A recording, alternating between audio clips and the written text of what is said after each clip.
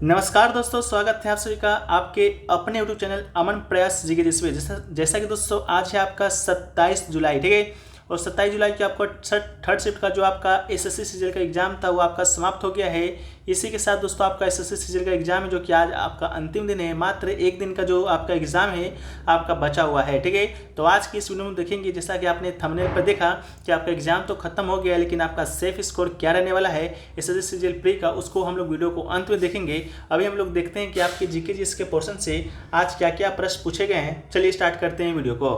तो देखिए, पहला जो क्वेश्चन आपसे पूछा गया है कि कांग्रेस व मुस्लिम लीग का एक साथ जो अधिवेशन है वो आपका कहां पर हुआ था, ठीक है। तो कांग्रेस और मुस्लिम लीग का जो अधिवेशन है दोस्तों वो आपका लखनऊ अधिवेशन हुआ था, जो कि आपका कब हुआ था तो 1916 में हुआ था, ठीक है। तो 1916 का जो आपका लखनऊ अधिवेशन था उस समय दोस्तों आपका मुस्लिम लीग और कांग्रेस का दोनों एक साथ अधिवेशन हुआ था। कांग्रेस के जो अध्यक्ष हैं आपके वो दोस्तों आपका अंबिका चरण मजूमदार थे, ठीक है।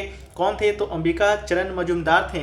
इसके अलावा इस कांग्रेस अधिवेशन में हुआ क्या था तो सूरत में जो विभाजन आपका हो गया था 1907 वाला, वो दोस्तों आपका कांग्रेस में एकता कराया गया था, ठीक है। इसके अलावा मुस्लिम लीग के द्वारा जो सांप्रदायिक प्रतिनिधित्व की मांग की जा रही थी उसको भी दोस्तों इस अधिवेशन में स्वीकार किया गया था, ठीक है। तो आपका राइट आंसर लखनऊ हो जाएगा। नेक्स्ट क्वेश्चन आपसे पूछा गया कि सेवरोय जो हिल्स है वो दोस्तों आपका कहाँ पर पड़ता है, ठीक है। तो सेवरोय जो हिल्स है दोस्तों आपका वो आपका तमिलनाडु राज्य में पड़ता है, तो इसका राइट आंसर तमिलनाडु हो जाएगा। तमिलनाडु के विषय में आप लोग को मालूम होगा, ये आपका दक्षिण भारत का एक राज्य है। इसके अलावा तमिलनाडु के किस शहर में पड़ता है तो सलेम शहर में पड़ता है, ठीक है। इसकी ऊंचाई की बात करेंगे तो 1620 मीटर इसकी ऊंचाई है। यह तमिलनाडु और पूर्वी घाट के प्रमुख हिल स्टेशनों में से एक है सेवरोय हिल्स, ठीक है। तो इसका राइट आंसर आपका क्या हो जाएगा तो दोस्तों आपका तमिलनाडु हो जाएगा, ठीक है। चलिए नेक्स्ट क्वेश्चन की ओर बढ़ते हैं। तो नेक्स्ट क्वेश्चन आपसे पूछा गया कि प्रधानमंत्री ने योगा दिवस की शुरुआत है जो कि आपका किस वर्ष किया था, ठीक है। तो प्रधानमंत्री ने योगा दिवस की जो शुरुआत है फ्रेंड्स वो आपका किस वर्ष किया था तो दोस्तों आपका 2015 इसका राइट आंसर हो जाएगा, ठीक है। 21 जून 2015 को पहली बार अंतर्राष्ट्रीय योग दिवस है जो कि मनाया गया था, ठीक है।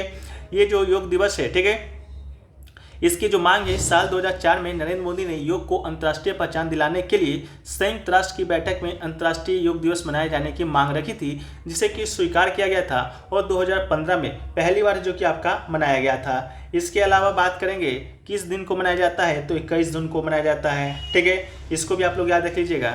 नेक्स्ट क्वेश्चन पूछा गया आपका कि उष्मागतिकी का जो में जीरो का जो नियम है उसकी खोज है जो कि किसने किया था तो उष्मागतिकी का शून्यवां नियम उष्मागतिकी के 4 प्रमुख नियमों से एक है और यह एंट्रोपी के संदर्भ के बिना तापमान की एक स्वतंत्र परिभाषा प्रदान करता है जो कि दूसरे नियम में परिभाषित है।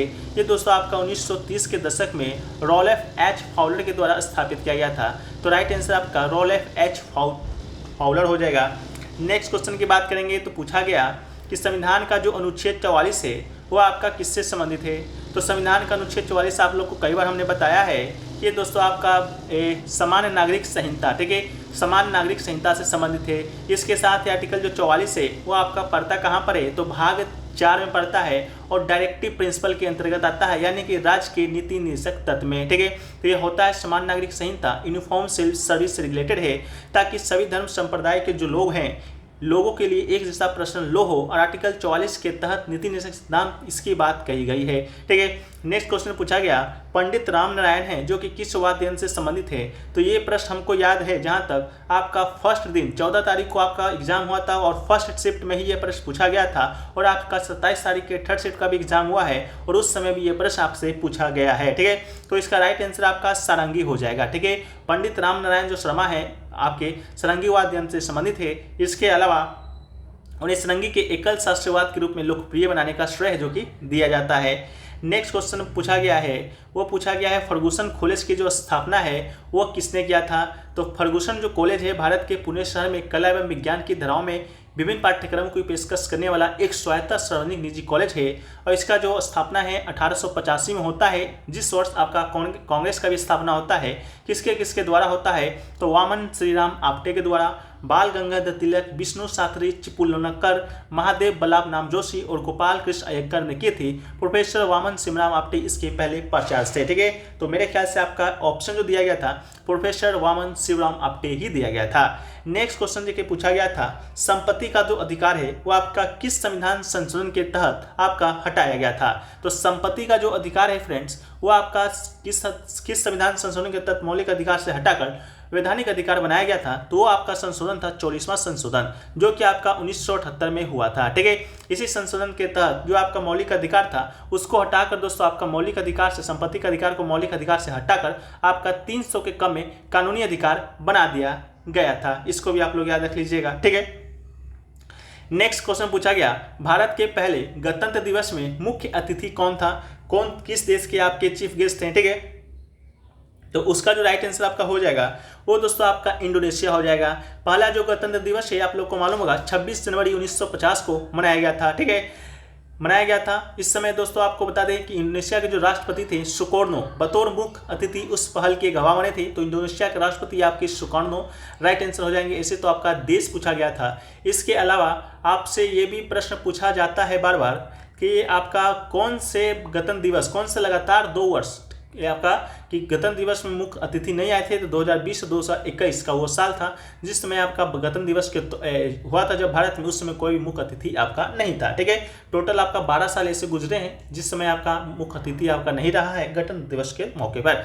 नेक्स्ट आके आपका बनारस घराने के संस्थापक कौन थे? तो राम सहाय इसके राइट आंसर हो जाएंगे। राम सहाय बनारस घराने के संस्थापक थे।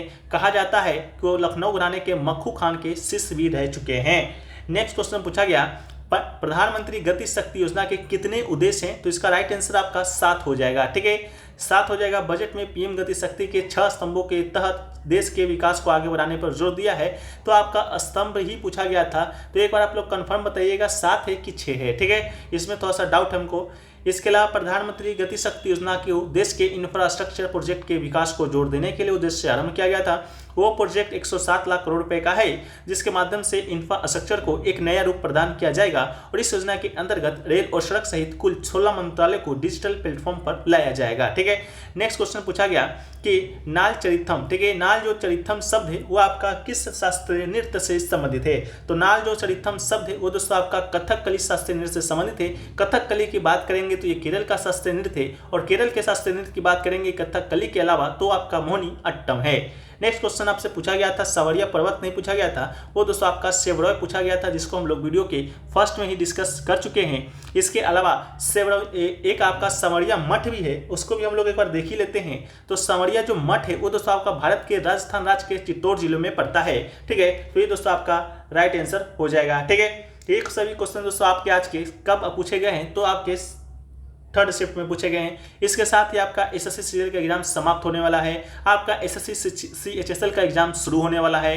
तो उसके लिए आपको बता दें कि एसएससी जो आपका एसएससी 2023, ठीक है, एसएससी ने 2023 में अभी जो मेन एग्जाम करवाए हैं, जैसा कि शुरू में एक दोस्तों आपका कराया था एमटीएस का एग्जाम। ठीक है, एमटीएस का एग्जाम के साथ दोस्तों आपका अभी सीएचएसएल का एग्जाम कंडक्ट हुआ था। इसके अलावा अभी आपका सीजीएल का एग्जाम समाप्त होने वाला है। ठीक है, तो एमटीएस, सीएचएसएल और सीजीएल एग्जामों में पूछे गए, ठीक है, सभी जीके जीएस के प्रश्नों विथ एक इंपॉर्टेंट एक्स्ट्रा फैक्ट। ठीक है, प्रश्न तो आपको मिल जाएंगे, आंसर के आने के बाद सभी के पास आपका प्रश्न हो जाता है, लेकिन इंपॉर्टेंट एक्स्ट्रा फैक्ट्स प्रश्न से जुड़े आपको कहीं नहीं मिलते हैं। ठीक है, तो इंपॉर्टेंट एक्स्ट्रा फैक्ट के साथ अगर पीडीएफ लेना चाहते हैं एमटीएस का भी, सीएचएसएल का भी और आपका सीजीएल का भी, ठीक है, तो मात्र 49 रुपये में, ठीक है, कितने में? तो मात्र 49 रुपये में आप इसे प्राप्त कर सकते हैं। इसका जो पीडीएफ का दाम था 25 रुपये करके था, लेकिन अगर आप कंबाइंड पीडीएफ लेते हैं, एक साथ लेते हैं, एक बार पे करके लेते हैं, तो 49 रुपये में आप इसे प्राप्त कर सकते हैं। ठीक है, 49 रुपये में प्राप्त कर सकते हैं। प्राप्त करने के लिए दोस्तों आपको क्या करना होगा? तो आपको व्हाट्सअप नंबर डिस्क्रिप्शन में मिल जाएगा, नहीं तो आपको यहाँ भी लिखा आपको मिल रहा है 9973741666। ठीक है, इस नंबर पे आप व्हाट्सअप कीजिएगा और आप बोलिएगा कि हमको एमटीएस, सीएचएसएल और सीजीएल का पीडीएफ चाहिए जो 23 में एग्जाम हुआ है, तो आपको और भी जानकारी वहाँ पर मिल जाएगा। बाकी हम लोग बात करेंगे नेक्स्ट वीडियो में। जब तक के लिए जय हिंद, जय भारत।